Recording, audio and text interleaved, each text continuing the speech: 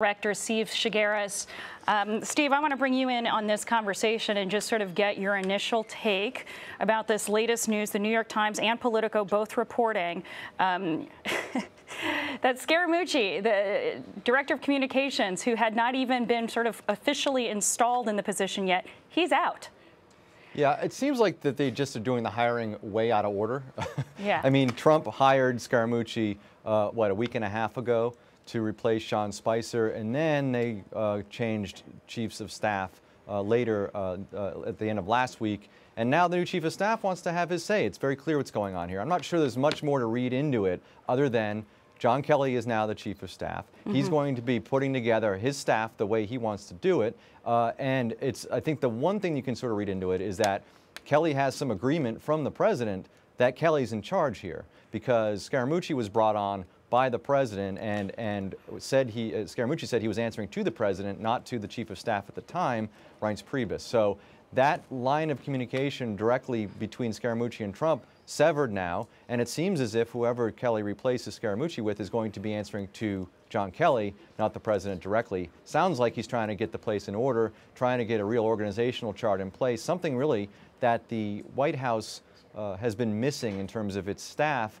over the first 6 months of this presidency. Why didn't President Trump just fire Scaramucci? I mean, why was he installed in the first place? Because that must have come from President Trump himself. Sure. I don't know, other than the way the dominoes fell. Priebus was still in charge. Spicer was on his way out. Spicer, he was looking for a replacement or somebody to do that communications director job. You realize Spicer was not doing that job full time. He was still the press secretary and was angling to get the communications director job.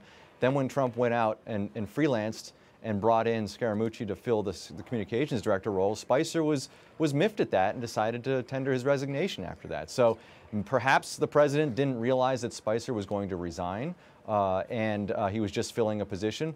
But then you got to have the foresight to think, okay, if Priebus isn't going to be here forever, then perhaps the new chief of staff will want to have his own communications director. But again, I don't know what's going on in the president's head. A week and a half ago, it was a different time. There was a different chief of staff in place. Now there's a new chief of staff who clearly has gotten the go-ahead to formulate this staff in his vision, not in the president's vision only, but in his vision as well, John Kelly.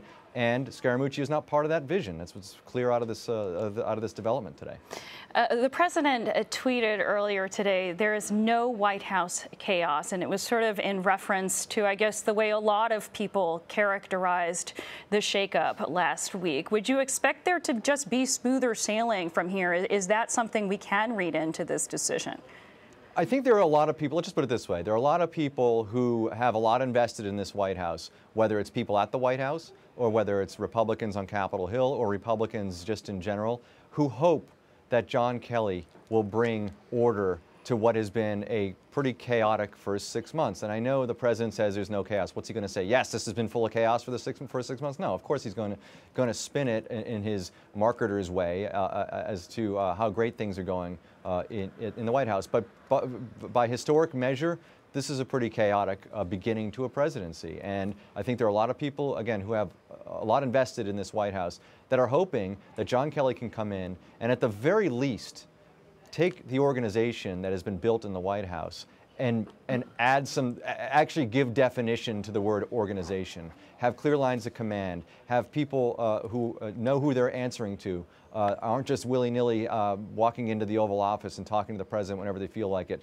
not having multiple lines leading to the president but nobody really in charge. I think there's a lot of people that feel that if that organizational part can be tightened up under the leadership of John Kelly, then that will actually pay dividends down the road when it comes to the agenda, when it comes to getting things done with Capitol Hill, when it comes to a coherent message and a message that doesn't get stepped on by the president. I think there's a lot of hope that Kelly's the right guy for this. Again, a former Marine, a former leader in the military. He understands organization, if nothing else, and so they're hoping he brings some of that to the White House. What does this do for the communications office? I mean, I may be jumping the gun here, but a week ago we were talking about some of the issues at the communications office, you know, the sense that the president didn't maybe have complete confidence in the team that he had there. Sean Spicer leaves the picture. Scaramucci is brought in ostensibly to bring some order to that side of the president's agenda. What happens there now? What needs to happen?